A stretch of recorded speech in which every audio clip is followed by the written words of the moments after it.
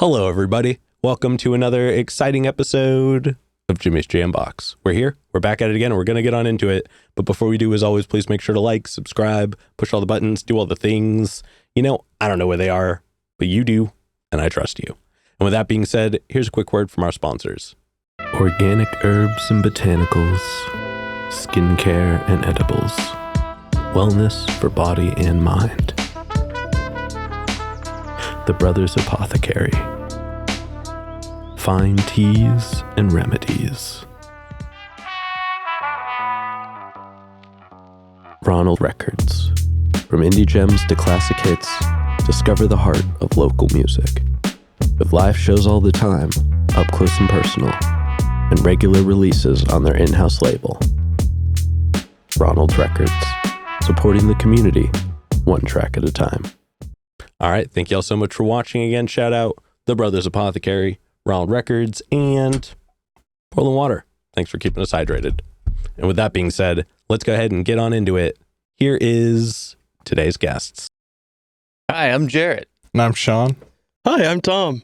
Hi, I'm Aaron, and we are Motor Vue. Hello. Hello. Yo, thank you guys so much for joining us. Let's go opposite order and have y'all each tell us, who you are and what you do in the band. Yeah, I'm Aaron, and I play guitar and I sing. I'm Tom. I play bass. I'm Sean. I play guitar and I sing. And I'm Jarrett, and I'm playing the drums these days. Oh, yeah. Well, I'm also a bass player, so nice. Close to you. Ick. No, I'm kidding. And what got you each started into music initially? Oh, man. Honestly, I did it in school. So Sean and I grew up together. Mhm. We went to high school together in Dallas, Oregon. Mhm. And I definitely played drums in school, but then I wanted to impress this girl, so I learned how to play guitar. See, It goes. That's how it goes. I get that, but I still feel drums are more impressive. I'm sorry. No, I'm Man, they feel better. No, for sure. It feels better. Yeah. But, gotta. It worked. Yeah. It works. It's tough to. It's easier to bring a guitar places than it is to bring a whole drum set Right. places. You don't want to be outside her house with a drum set, You're just out there with a djembe with me. Yeah, In the no. park with a full kit. Yeah. It's hard. Well, they have those like suitcase ones. You can just carry those around with you. No, but I think that. So you got into it just primarily through that portion. Yeah, definitely. And then playing in bands and stuff in high school kind of got me pulling on the thread. That's how I got into recording and producing and playing bass and stuff from there. So drums through high school definitely was my doorway into like the whole world. Yeah. Gotcha. Okay. And what about you? I always wanted to play bass from as far back as I can remember, which is a weird thing for a kid to want. Strange direction to go. Yeah. But I was too short in elementary school to play upright, so I had to wait. So I learned piano and cello, and then finally in middle school they had a small enough bass I could learn how to play. And then I've just been playing bass ever since. Oh yeah, I dig that. And then what about you? I got into it when I was about 10. I was really in love with my dad's records, things like Creedence Clearwater Revival, all the way to like Black Sabbath, and the guitar just always spoke to me. It was something that I really wanted to learn. And then, like Aaron said, we met in high school and made a band together, and it's kind of the rest is kind of history from there. Oh yeah, I dig that. And then lastly, what about you? Yeah, from a very early age was always singing, very into music, very into listening to it. My folks had, I would say, like kind of a narrow musical taste. Went from about Neil Diamond to Queen, which is, there's some variation. Yeah, I was going to say, you've got stuff in the middle. Yeah, so when I was able to start like listening to a whole bunch of other stuff, I was like, wow, this stuff really is really cool. You found out about Hanson, you were like, well, here we go. Specifically. My aunt and uncle, for their wedding, I was 10 or something, they burned me a CD and it had like Beastie Boys, Radiohead. Whoa, shout out to aunt and uncle on that one. Pissed. Yeah, they did not enjoy that at all. I did. I had a great time with that. But yeah, I started playing trumpet in elementary school band, saxophone when they let me, and then 6th grade they let you play the drums because for some reason they gotta make sure that you're not annoying your parents before that age. Yeah. my uncle shipped down a drum set kind of as a joke because he played for 20 years. He was like, oh, go nuts, kid, you know? Old enough to annoy the parents. Yeah, I was gonna say they can't stop you now. Yeah, and then it really stuck. Then like all throughout high school, playing in a really like highly like competitive jazz band all over the country and the world. Studied music for a little bit in college. Transferred to Willamette University, still playing music where I met Tom, and then Sean and Aaron all coalesced around a church gig we all had there at Salem First Presbyterian. Shout out, praise be. Praise be, $50 a week. That covered the bar tab. Yeah, That it did. That was nice on a Sunday afternoon for a bunch of 21-year-olds. Smoking cigs during the sermon. Smoking cigs during the sermon. I didn't realize churches paid the band. If they want a good band, they If they do. want a good Damn, band. that's good to know. $10.99. Yeah, Maybe all the tax was on our Of course. Mm. Of course. silly churches. Well, damn. Okay. So it sounds like y'all have pretty well-rounded experiences. I mean, you kind of touched on your parents' presence in music, but did you guys have like musical parents at all, or did anybody's like family members like play instruments heavily? Neither of my parents were particularly adept. My mom had the first acoustic guitar that I played, but you know, she was like cowboy chords and that sort of stuff. But my uncle, my mom's brother, he was an incredible piano player, incredible organ player, and so my family often talks about, the genes missed everyone else except for but yeah, so that's about the extent of it, though. I gotcha. All right, and what about you guys? My dad cannot carry a tune if it would save his life. Even if it was a fish. That's right. But my mom used to sing and play guitar. I don't really remember her doing it much when I was around, but before I was around, she was a kindergarten teacher, so she would play for the kids. Mhm.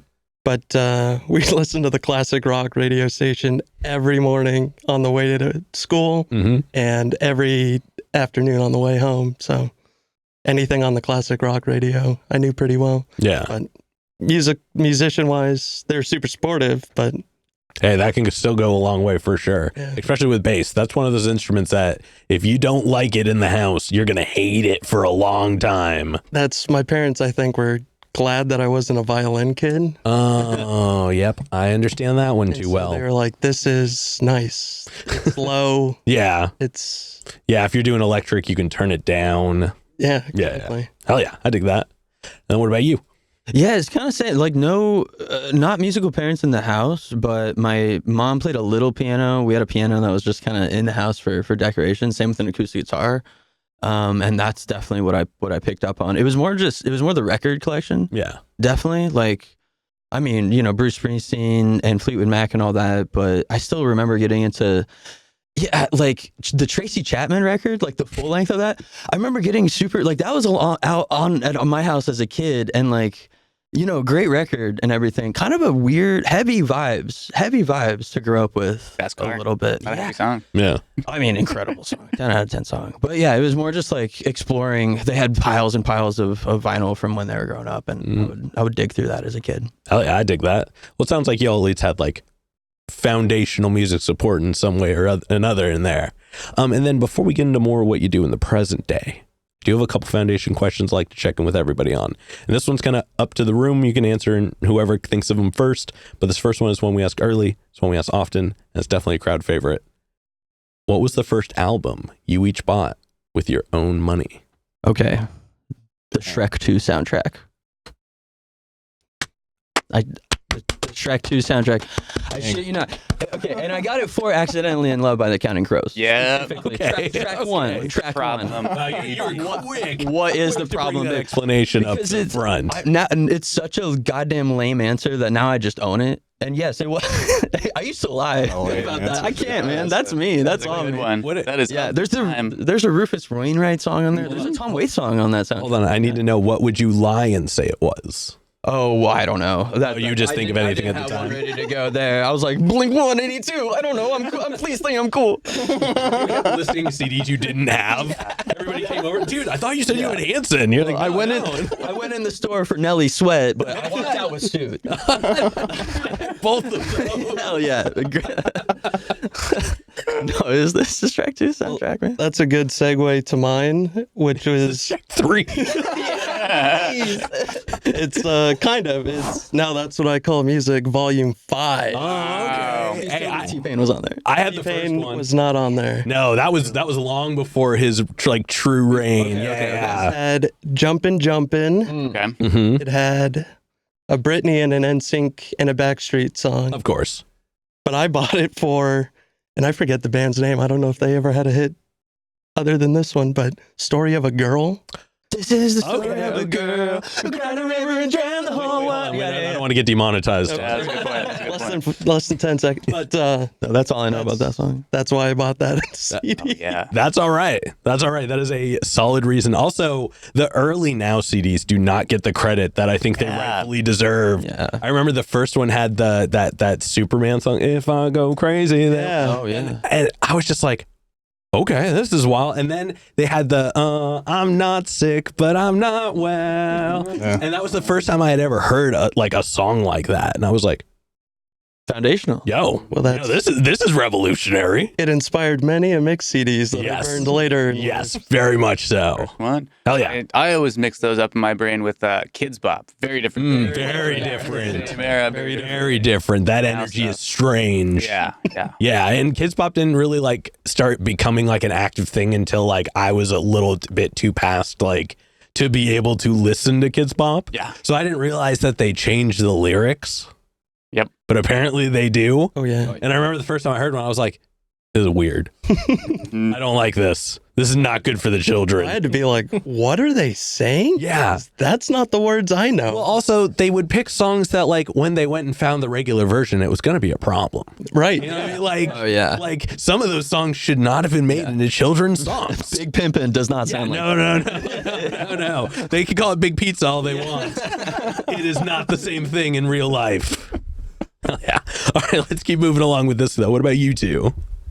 I think it's probably Guns N' Roses' greatest hits. Okay. Like if we're talking like spending your allowance money at Walmart, you know, the non-explicit version. Yeah. Yep. Mine was American Idiot by Green Day. Oh, I didn't talk Mom into it, but I was like, I have the money. It's right here. She was like, I don't think they're going to like this very much. Your father's certainly not going to like this. And he did not. No. He's voted Republican for a long time. So when he heard some of those lyrics, he was like, you know, you're going to hell, son. No, not exactly, but Great album, though. great album. Yeah. Still stands out. Yeah. Yeah. Do you still have it? I think it is at my house somewhere. Big old stack of old CDs. Baha Men is also in there. Yep. I just put that on the party playlist the other day. Soundtrack is in that file too. Yeah, and a bunch of old band CDs too. Yeah. I will say that is going up there for probably one of the most like out there answers I've ever gotten. Not the most though. Yeah. What was the most? I got So glad you asked. I always hope somebody does. It was the Teenage Mutant Ninja Turtle live performance soundtrack. Whoa. Wow. I don't remember who said that. Live as in, like did they yeah, take TMNT on Broadway? There was a Teenage Mutant Ninja Turtle live show that did have musical elements, apparently. shit. Apparently. I have not looked into this, but he went into much detail about this experience and had the CD. So I was like, all right. Wild. That I am waiting for the day that gets dethroned. You got close. That was a great answer. Hey, baby, I'll keep That was a swinging. great answer. But yeah, but that's not. They're not here. Y'all are here. Let's get back into it. Importantly, Aaron, you were honest. Yes. Yes. Yeah, you were honest with us and honest with your Hell fans. yeah. We're not saying Spice World. And I still love that song, man. I still love Accidentally Love. On the cover list. Yeah, we do need to cover it sometime. I mean, Shrek. They've always had good soundtracks for at least the two that I saw. yeah. Yeah. I found out recently there were more than two, so this is news to me. But yeah, that's how. What was the Smash Mouth song? Oh my God, was All Star. All-Star. All-Star, thank you. I never remember the name of it, but I know every single word, and it's not because I listened to it. It's because of Shrek. Yep. And then there's the Smash Mouth cover of I'm a Believer, right? Yeah, The Monkeys. 100%. tune. Yeah. Yeah. 100%. Smash Mouth on that. I know that one of my records growing up was Neil Diamond's greatest hits, and he covered "I'm a Believer," so I consider that to be a Neil Interesting. song. But little did I know. Yeah. Hey, small world. And then what was one of the first live shows you each went to that was like specifically one you wanted to go to? So like you saw it was happening, you got tickets, you went to it. For me, it was I was probably 10 or 11. I went with my buddy and his mom to see Def Leppard on their X tour. Okay. And I saw So sick. my first pair of boobies. Oh, right. Okay. Big day for our guy. Changed forever. Boobs. Man. That's rock and roll. That adds up. Yeah, that all adds up. Guitar now. So Jesus, that rules. I'm very happy for you. Trying to think, I didn't go to a lot of shows until college, but I think the first one I really remember was the RX Bandit show that we went to. Hawthorne Theater, 2014? Sure. Somewhere around there. Jarrett and I bonded in college over our love for RX Bandits because he was wearing an RX Bandit shirt. And he's the only person I've ever met that's like, RX Bandits, hell yeah. So we went to the show and we've been best friends ever since. Man, aren't times are so much more simple when you could just like become best friends because of someone's shirt. Because of a band t-shirt. Yeah. Hell yeah, I dig that. I assume that was not your first one? No, it actually was in high school seeing RX Bandits and Maps and Atlases. Oh, okay. Really, So it was, but it wasn't. Yeah, wasn't. But that was like, I remember actually getting tickets and being like, whoa, this is like. We drove up. Maybe it was actually, I might have seen Minus the Bear first. Ooh. Kind of way out there, but it was a big summer.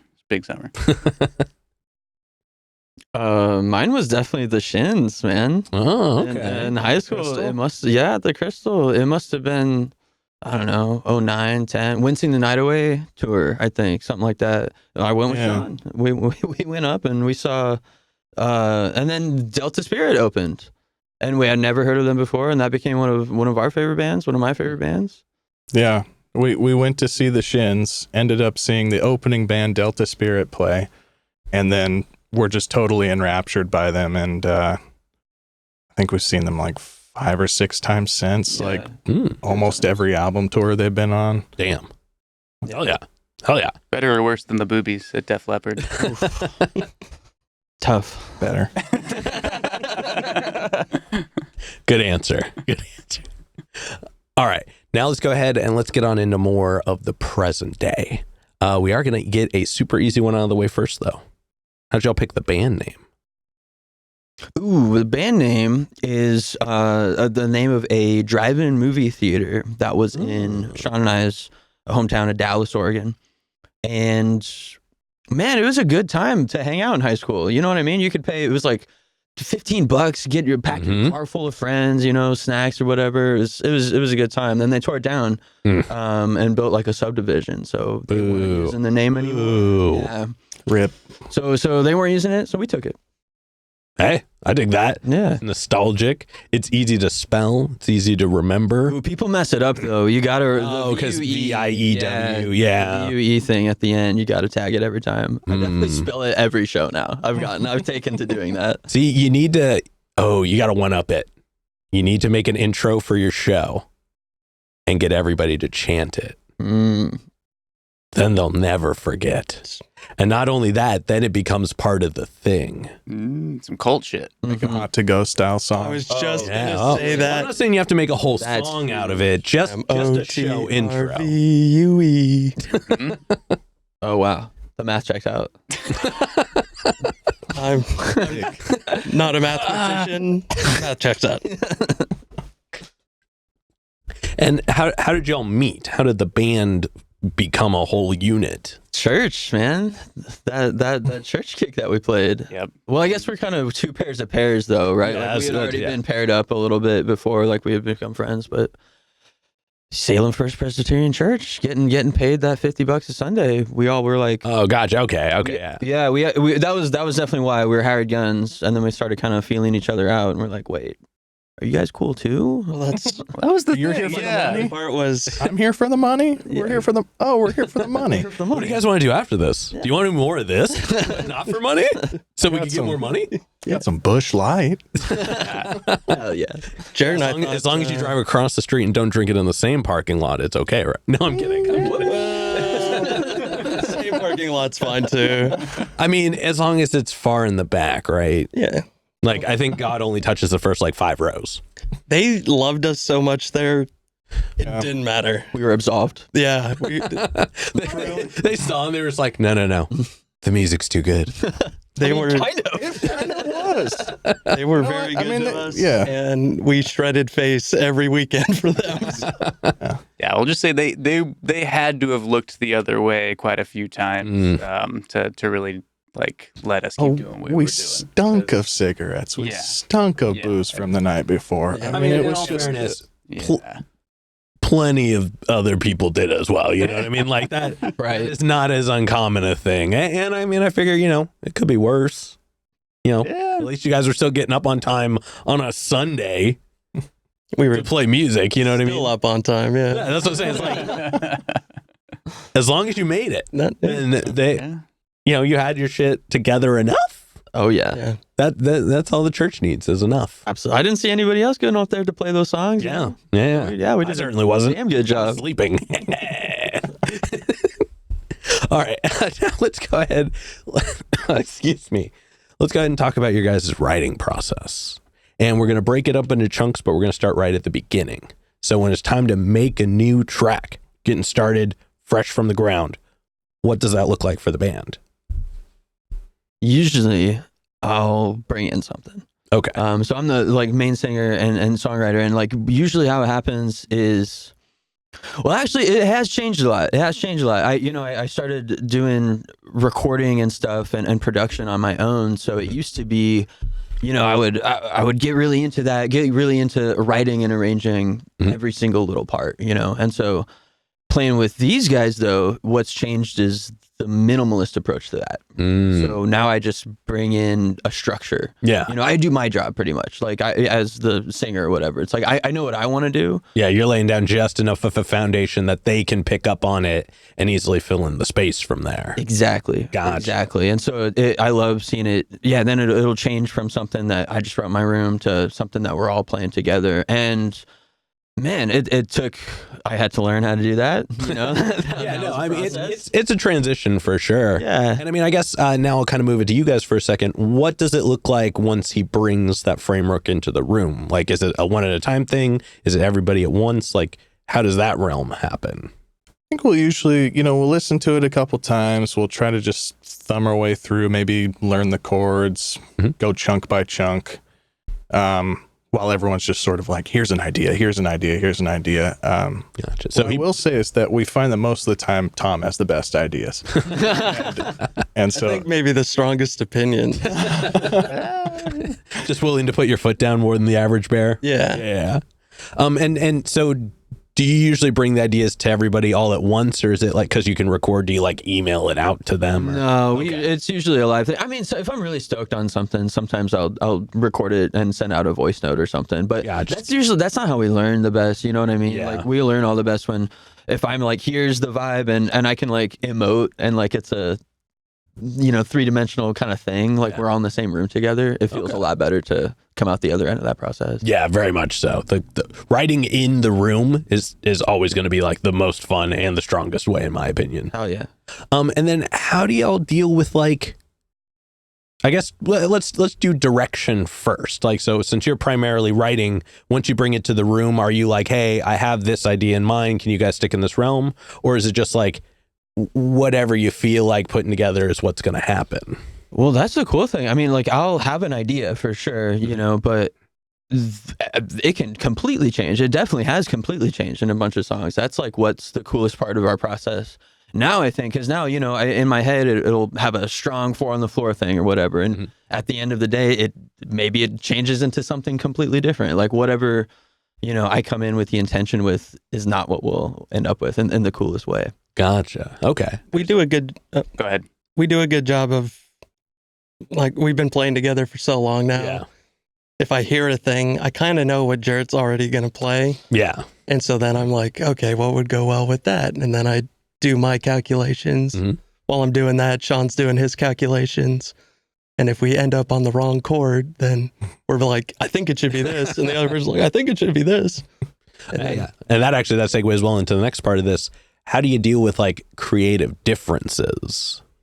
There's a ton of trust in this band. Yeah. And like everybody around this table knows that everybody on their instrument, if they hear it, they know their instrument well enough to be able to play it, right?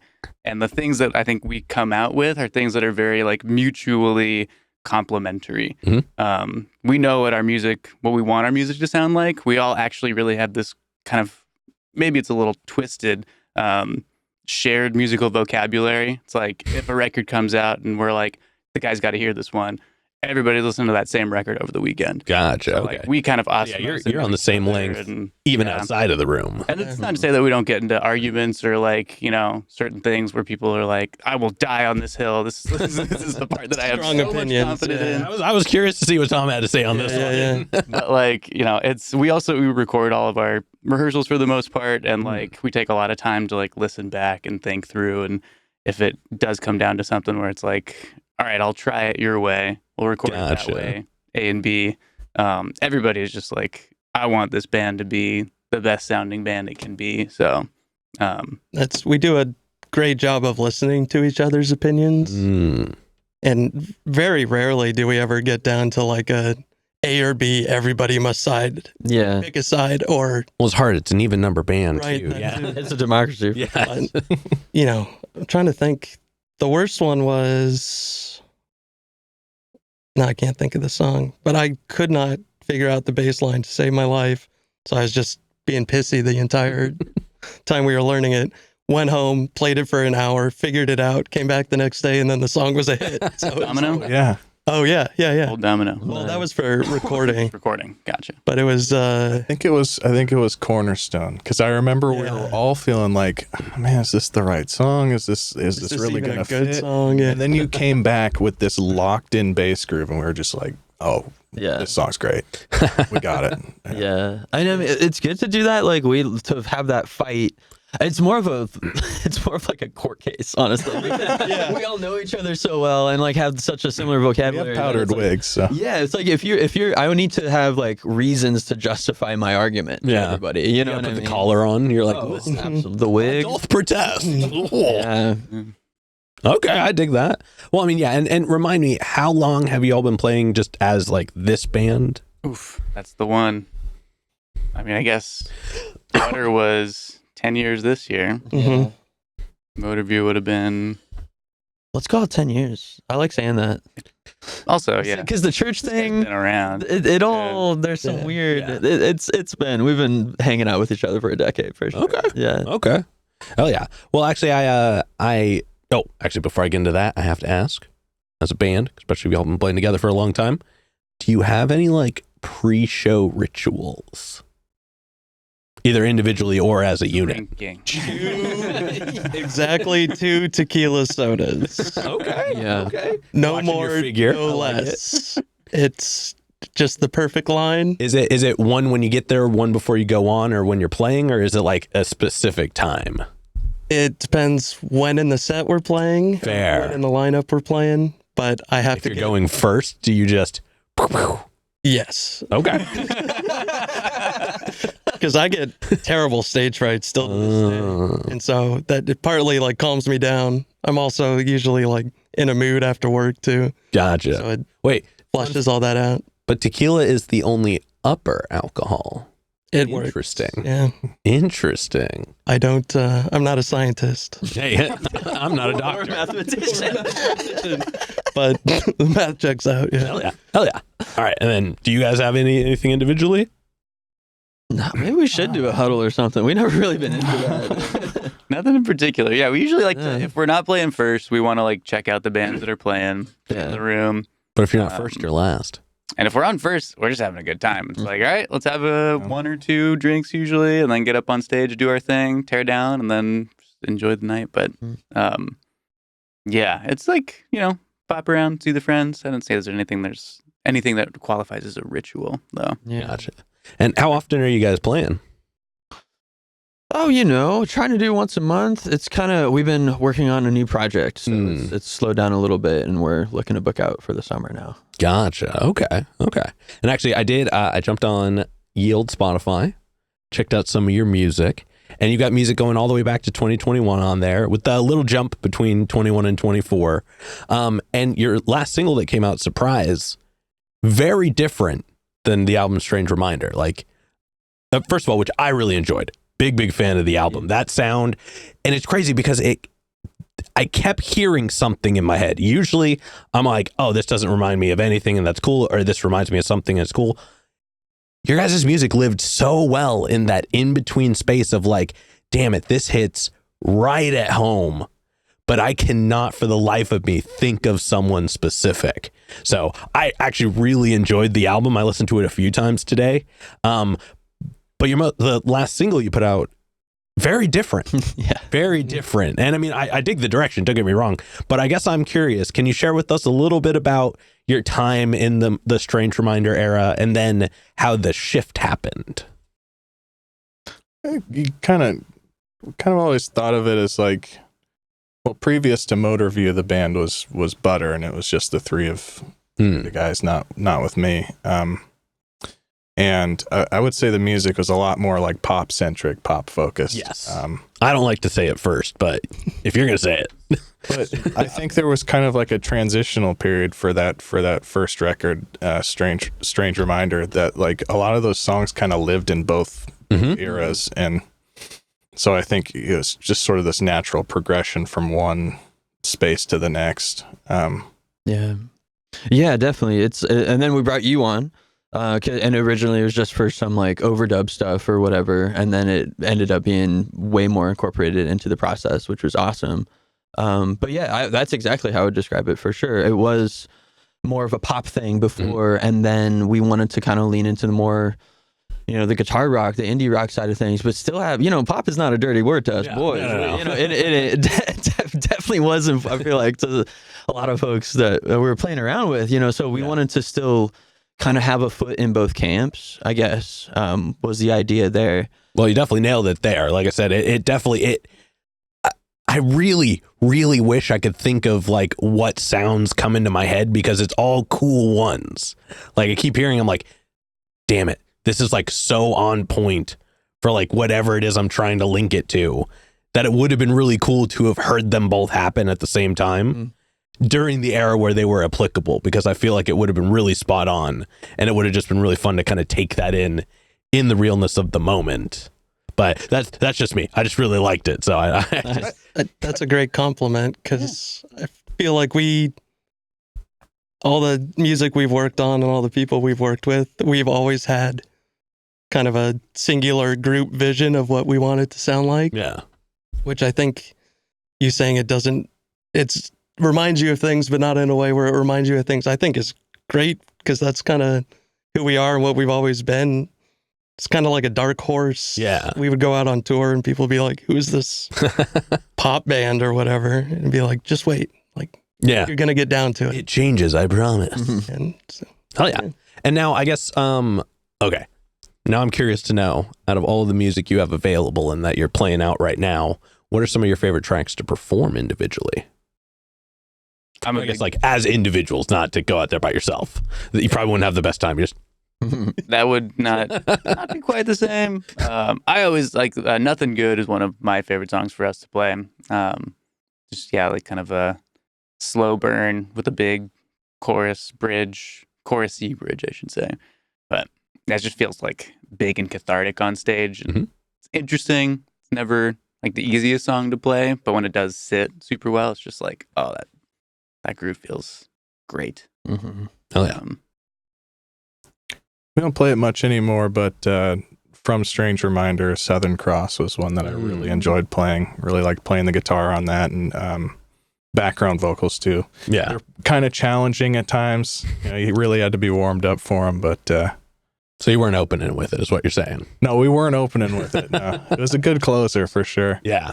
But off of our new project, gosh, I love them all so much. Yeah. Yeah, we're really stoked on it. Yeah.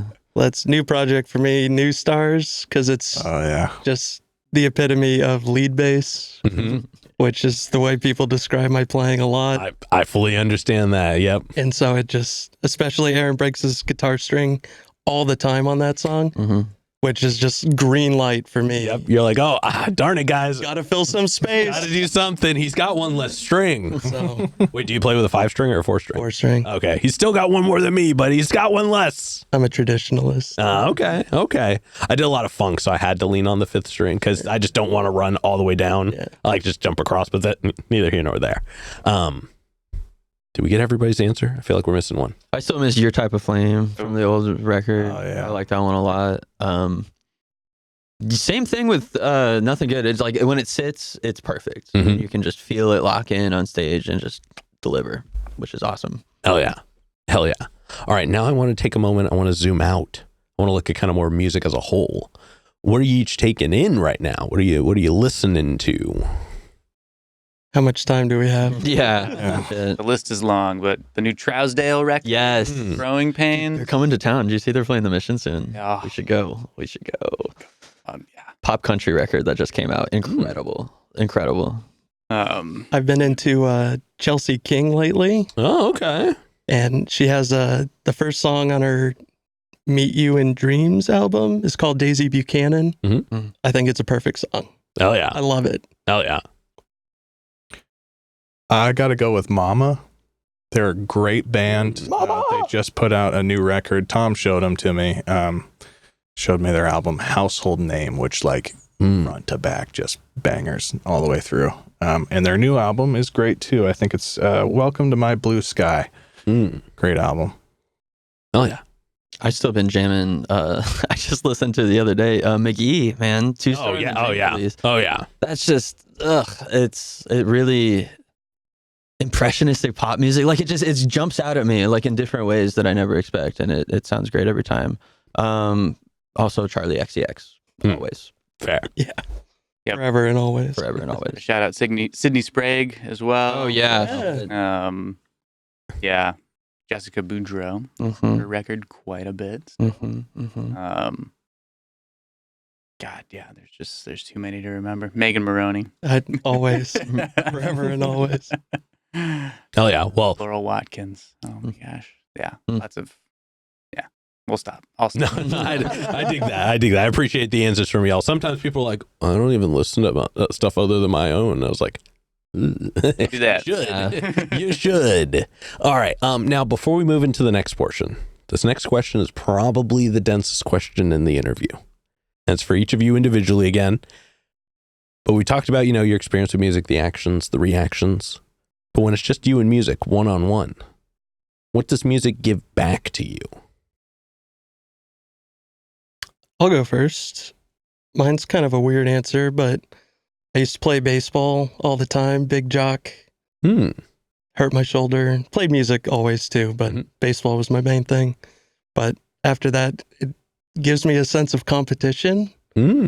Like if we're out on tour and we're like a team, and I just want to crush the other bands. I want to be so good. Okay. And no disrespect to any other band. I love playing with people and it's all, but there's that competitive edge inside me that's like, we're going to put on such a good show. Nobody's going to remember anything else. After the show, you're just going slashing their tires. Well, You're not going to get to the venue before us. It never gets that No, far. I'm kidding. But I'm it's all internal too. Like Yeah. nobody would ever know. But I'm sitting on stage like, we are absolutely killing it tonight. These other bands have no chance. Yeah, the opener goes on afterwards. You're like, hey, great job. We're going to win. Yeah. What? What? Yeah. Nothing. But it also, like, listening to music too, I'm always looking for the best new music that nobody's ever heard, and I'm competitive that way also. Oh, yeah. Okay, I dig that. Man, you would love the first version of my show where it was all radio. It was basically a radio show, and I pick out 14 songs a day, and I would talk about them. So I've got a 3,200 song playlist if you want it. Sounds good. Yeah. Let me know. All right, but let's keep moving on to these guys. Yeah, it is a heavy question, but I definitely think it's like, what does it give back to you? Man, a sense of belonging. Mm-hmm. Always. Like even as a young kid, man, the world, if you're not understanding your place in the world or, your place in your own life maybe, or how to deal with new emotions or anything like that. Like I just remember listening to the records that I really connected with and just kind of having everything go calm in a way. Like, I get to live in this world for a little bit. I get to, explore what this space is and why is it so interesting and try to dissect it, but man, being able to do that whole thing, belonging for sure. That's what that should get back to me. Hell yeah. You want to go third or last? No pressure. I don't know how I'm gonna beat that. I mean, it's a great answer. Well, I mean, but what's your lived experience? Let's have you go next. Let's break this one down together. Music has carried me through some of the lowest parts of my life and some of the best parts of my life, and I think it's really unique in that way that you can connect with it, for lack of better words, like spiritually. I mean, it can hit you in the feels, like you can put on a pair of headphones and start listening to a record, and halfway through you're like tearing up because you're finally understanding the lyrics in a different way. And like, if there's any shred of that I can give to other people while playing, that's the thing that I love. So yeah, I'm it allows me to connect with myself, with other people. Yeah. Man, that was a great answer. I don't know why you were thinking you were gonna have a cool one, but I dig that. Nice work, Sean. Yeah. No, I honestly, like, same kind of thing all these guys are talking about. It's that sense of connection and, for me particularly, like communication. I think like the best drummers are the drummers who listen maybe more than they speak or play. Especially growing up in the jazz world, right? Like, what happened to you? I know, right? Mr. Verbose over here. Hear me in the classroom. Shut up. But yeah, it's like there's something that's like it restores balance to me. Like I can feel when I haven't played music enough. There's like almost an outlet in some ways, right? Or like I need to do this thing. It's creative, but it's also organic. Even when we're playing a set that we've rehearsed a million times, and we're getting ready for a show that we're gonna, win. Yeah, we are. There was never another option. Yeah, right. But like, yeah, it's like, okay, we're playing the same set, but every single time it's different, right? There's no such thing as like the same moment in music ever existing twice. Like there's something absolutely undeniable about that. And the connection that you make with the people that you're making the music with is, everlasting. And if you can share that connection just a little bit with the people in the audience, let them in for a minute, then all of a sudden, yeah. I mean, if you're not addicted to that feeling after doing it a couple times, then I don't know what to tell you. Like that's as good as it gets as a human being. Hell yeah. All right. Well, I usually try not to talk too much in the middle of when bands are answering that question because I want you all to get it out organically. But now having heard it, I'm going to share my violent opinions about all of it. No, I'm kidding. No, honestly, it is cool to hear though, because, having talked to y'all for a little bit, getting to hear each of your individual answers, it really does kind of match how you explained your story in music so far. And even further past that, the similarities that you each share about your passion towards music totally makes it make sense why you all work together so well. So it is really cool to hear just each of your interpretation of the thing that you all do together constantly. So thank you for sharing that. But now we're going to move on to some hypothetical questions. And for these, sky's the limits. The questions are all made up, so the answers are allowed to be as well. But this first one is pretty straightforward. If the band could share a bill with any active performing act, the only requirement is they got to be out there. They got to be doing stuff right now. Who would you each want it to be? Let's all say that. I was just going to say, let's all say the answer on it. Dawes, maybe. Is it a 3-band bill though? Is it like, can we do like a we build the whole band? We play Can Skrillex open? Shout out Skrillex, by the way. I want put you him to on know blast I would for be no front reason. row at that show. Yeah. If he could open for you guys. If you're going first, though, I'm not going. It's got to be Skrillex and then y'all. I need that hype. I gotta have the time between tequila sodas. Exactly. Okay, but now, since y'all did have the same primary answer, yes, let's add a second one on there. I would love to do a show in Arizona with AJJ. Oh, that'd be I think that would be the sickest show of all time. Peak Phoenix. Right Yeah, there. 100%. That's gonna get hot. That would. Full band AJJ and us. Yeah, I feel like another person on my personal list would be Remy Wolf. I think that would just be That's sick. Yeah. fun, Yeah. really good time. But yeah, She was just here recently, too. I'm really sad I didn't get to see her. yeah, is it an Edgefield thing? Mm-hmm. Yeah, I missed Yeah. that too. Yeah, gonna miss that one. Gonna miss who's coming to Edgefield this summer? Just put out that record, Forever's a Feeling. Lucy Dacus. Mm. Gonna be out of town for that one. Curran Bing was just there, too, I think. Or how do you say? Do you know how to say? Oh yeah, I don't know how to Curran pronounce Bong? it. Yeah. Crudabang. Curban. Them. Yeah. They were there. Sad I missed that too. I have yet to actually see like a full show at Edgefield, but that's neither here nor there. I think you both have answers. Yeah, I'd have to say Manchester Orchestra. Oh, okay. Absolutely one of my favorite bands. And if I could, ever share the stage with them, it would be dream come true, I think. Yeah. That'd be a cool show too. I'll just say the Strokes, man. Oh, They're dude. technically out there. You know, they don't play a whole lot of shows, but damn it, I love that band. Every part of me loves that band, and it would be incredible. Oh yeah. And then who is a local act you are each aware of that you haven't gotten to like share a show or do anything with yet, but you would like to? I would die to play with Autonomics. They are not around anymore, but I listen to that record all the time. Man, Dead Sounds. that would be good. Yeah. rockin' bill too. Record. Yeah, That shout out Autonomics, man. Summer Cannibals would be so sick too. 100. Again, another one. Yeah. Never had the chance, but Yeah. love maybe, them. One of these days. Yeah. Put us on. But definitely out there, but so far out there that like I don't even couldn't call them local anymore, but Spoonbenders. They're out there absolutely killing it, and they rip. Damn, I didn't know they were from here. Yeah.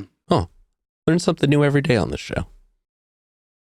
Why haven't we played with Night Heron yet? Yeah, that's a good question. Night Heron. Oh, shout out Night Heron. Night Heron, I guess yeah. it's not on camera when we're doing this, but it was there in the beginning. You'll see it there later.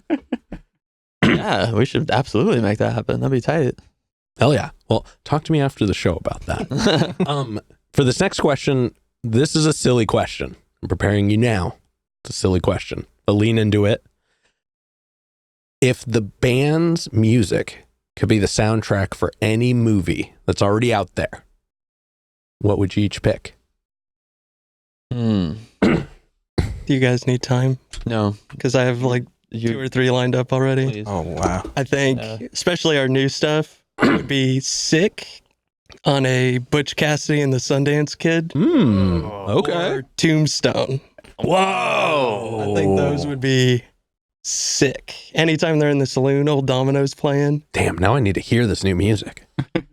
Yeah. New stars anytime they're robbing banks and stuff. That It would be wild. fire. That would be Yeah. wild. All of a sudden, it's an A24 film. Yeah. Right, yeah.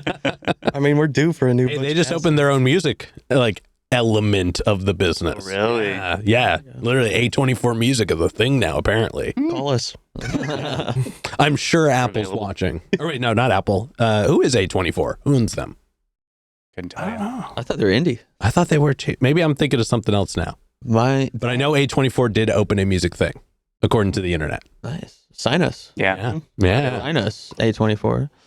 That made me want to think. So incredible answers, but I want to take that whole. I want to say The Town. Mm-hmm. Mm.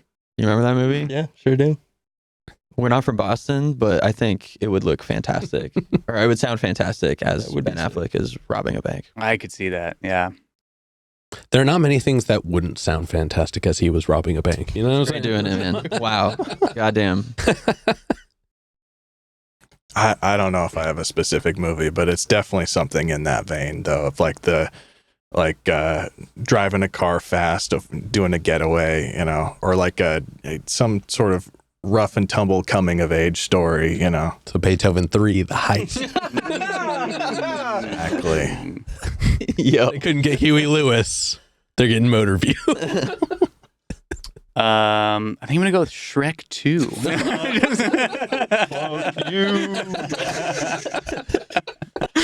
No, I truly have no idea. I have no idea. That might be my favorite answer. If you want to leave that, we can leave that. That's okay. Had to be done. I love it. We were. It would be banging. Like, It would work. We would make it work. I don't think we would do as good a job as counting crows. Yeah. But let's talk. Let's do it. Big shoes. Big shoes to fill. All right. Whew. That was great. Thank you. All right. Now to wrap up the hypothetical questions, if you could each get one, I'm sorry. Band interview. If you could each add one more abstract instrument to the band. So no keyboards, no saxophones, no triangles. You got to get out there. What would you each add? It has to be something abstract. Yes. Well, y'all already have the primary things, with the exception of synthesizer. Wait, do any of you play synthesizer? No, we all together combined make one terrible. Play keyboard one player. note at a time. yeah. Well, that's. Okay. I would love a keyboard guitar, except I can't play keyboard. Oh. That would be the thing. But Yeah. I play bass better than I play keyboard. So I mean, there's no you don't have to know 1,000 chords to play a guitar. You know what I mean? Yeah, but it'd be nice if you were just really like. Yeah, if you could just shred. I mean, practice. Yeah. I believe in you. We actually just Did got that. you. I did that. A guitar. I practiced. Hey, look under your before. chair. Whoa, Oprah. Oh man. I'm trying to think. Yeah, always nice to have a dedicated rain stick player. You need that 100%. texture, but There's a technique for to every it. song. Y'all don't understand. There's depth. There's Yeah. depth to every instrument. Honestly, if we had a banging singing saw I was- player If you weren't gonna, with like a distortion pedal plugged Yeah. into whatever PA, so Just pick two up metal zones. From Neutral Milk Hotel. Julian, what's his last name? Julian Coster. Yeah. Coster, yeah. Yeah. Well, Julian, if you're watching, Call us. I don't think he has the internet. I don't think so. I want harmonica. That's I don't think it's too out of left field, I was but gonna say that is definitely skating the line on the realm of abstract, but we'll let it slide. well, trying to take sanding saw, so I gotta bring it back home. Yeah, ground us in reality a little bit. We're not doing wash pan. I think there's a band with a parrot that does screamo, Wow. Whoa. and I think like You remember the name of them? I can't Oh my God! remember. Internet, put it in the comments. Yes, please comment. I need let to us know who that is. But I think a parrot background singer would be sick. For vibes alone. Yeah. Yeah. Just bopping on stage. Mhm. Yeah, right. Man, I didn't even think about the It'd look. Probably be grooving. Yeah, Yeah. you would have to be a Yeah. pirate-themed band. I don't know. Is We're this just a was parrot Yeah. band. Oh, Yeah. everybody's dressed up as different birds. Yeah. Or We're Head also revival. You know. Get some- Oh. yeah, that's what I was gonna say. Yeah. A little cheeseburger in paradise. All right. There it is. That was a great parrot song. That was off the cuff too. Hell yeah. Hey, you could be on America's Got Talent. Thank you. I've always thought so. All right, but with that being said, we're going to go ahead and start wrapping this up. What can we look forward to in the next 6 months? Music. Music. Yeah, we've been working real hard on a new record. And we are so excited to start putting out singles here in the next couple months. We're gonna have a summer. We're gonna come out with a song. We're working on a video as well, and then I'm excited to drop singles the whole rest of the year. Oh yeah. And we're super excited about our new project. We did it live in Portland, so going back to why it's the surprise song sounds so different from the Strange Reminder record. We're playing live, and we're recording it, and we're so confident in that new method that we kind of stumbled onto and practiced, and we're so happy with the results of that. So Hell yeah. we're stoked. Huge shout out to Page Street Sound Studio. Yeah. Frankie. Yeah. Yep. For recording all that stuff. Frankie. That's the nicest studio I've seen in Portland. Mhm. Beautiful. The guy knows what he's doing. Like he He's the man. put 18 mics on the drum kit for me. Mhm. Damn. You've only got a 3-piece. It was, yeah. I felt like a fancy boy. I dig that. Oh, well, definitely looking forward to that. When it comes time for the album to come out, definitely come back. I have a segment called Tuned In where I like we like break down the whole thing. So yeah, that'd be awesome. Yeah. But make sure it's more than 7 tracks or it's too short an episode. Oh, we're Gucci. We got you there. I'm not too worried. Yeah. Not too worried. All right, then for this next one, go and look at your respective cameras and tell everybody how they can find you. At Motor Vue, MOTORVUE. That's literally it. That's all we've got.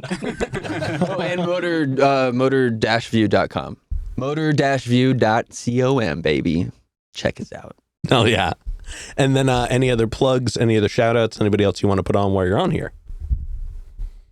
Shout out to Mal London. Yeah. He just came out with a great song. He's been our buddy for a long time. Jarrett and I saw him at a show at Eastburn one time. Yeah. And he was playing to a room of us, basically, and was doing it like there was hundreds of thousands of fans. But he's always been great. He's been a homie of ours.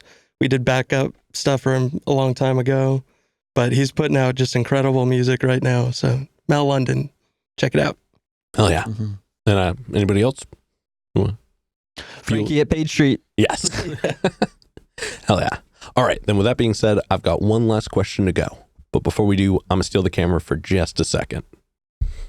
As always, y'all, please make sure to like, subscribe, push all the buttons, do all the things. I don't know where they are, but you do, and I trust you. And one more shout out to the Brothers Apothecary, Raw Records, and Portland Water. Thanks for keeping us hydrated. And with that being said, the final question. And this is entirely up to your guys' interpretation. You can answer whoever thinks of it first. But in all of music, what is an album you each feel is more on the obscure side? So it's a bit of a deep cut. It's one not a lot of people would know. But it's one you think everybody should know. Should we do it all together? On the count of 3. 1, 2, 3. Philosophy of the World. Yeah, the Shags. Yeah, by the Shags. Yeah. Philosophy of the World by the Shags. The name was escaping me, but Yes. same page. Yep. Shout out. Foot. Yeah. To our parents. Mm-hmm. Yep. There's It's Halloween. It's Halloween. It is You'll thank us. one of the craziest things you'll ever listen to. Ever. Period. What is the album and artist name one more time? The album is The Philosophy of the World. Mm-hmm. The artist is the Shags. SHAGGS. Double G. It's there's a lore behind these 3 sisters. Basically, lost their mother tragically young. Dad went to a fortune teller who said, "You're going to remarry a blonde woman, and your 3 daughters are going to be musicians. They're going to be fantastic musicians." And he remarried a blonde woman, and then was like, "I guess I got to get these kids into music," and then just kind of threw them in there. And they toured retirement homes for a little while, put out this one record with absolutely no training. Don't describe anything. And Just listen to They it. just put out this one record. good. Just get That's out all you there. need to know. Yeah. Put out an album. Phenomenal. It is music, technically. It's technically music. Gotcha. Okay. But obscure is it. It is obscure. Okay. Well, we have a little more running time. Do you all want to throw one more in? I'm trying to think of. I'll throw one out. There's a band from Canada that I really love called Winter Sleep, and their album Hello Hum is like one of my top 10 albums. So Hello Hum by Winter Sleep. Oh yeah. Super happy. It sounds really uplifting. Well, it's Canadian, so Yeah. obviously. Cold, man. They're cold up there. Winter was the coldest in you. I feel like people know this guy from his production work, but he's got amazing records out. Blake Mills. Blake Mills. I think it's self-titled record. Wow. Just super cool, interesting production work, crazy good songwriting. And now he's like, I mean, he did the new Lucy Dacus record that's coming out. He did Sound and Color by Alabama Shakes. Wow, I can talk as a producer, but he's an incredible songwriter, and I love that first record that he put out. Hell yeah. Hell yeah. I'm trying to think. I'd go through so much music in a month that I can't even remember what I was listening to earlier today. Go deep. Like what did you grow up with? That would have been like one people might not. That That's maybe a not bad make it to question. I today. can dig out my phone, but it's not worth it. Some Lindsay Low-end shit from way back in the day. Oh my gosh! Or Black. what was that? I can only think of the names of the songs now. Doesn't matter. Keep going. TNGHT. There it is. Bang. Oh yeah. Oh, good call. Hell yeah. Yeah. The horn. Yeah. Hell yeah. All right, you guys, with that being said, we're going to go ahead and wrap this up. Thank you so much for joining us today. Thank Thanks you. for having us. Yeah. And this has been another exciting episode of Jimmy's Jambox. I'm Jimmy. I'm Jarrett. I'm Sean. I'm Tom. I'm Aaron. And we're signing off. Later, y'all. That's a wrap. This is not a podcast. This is a show.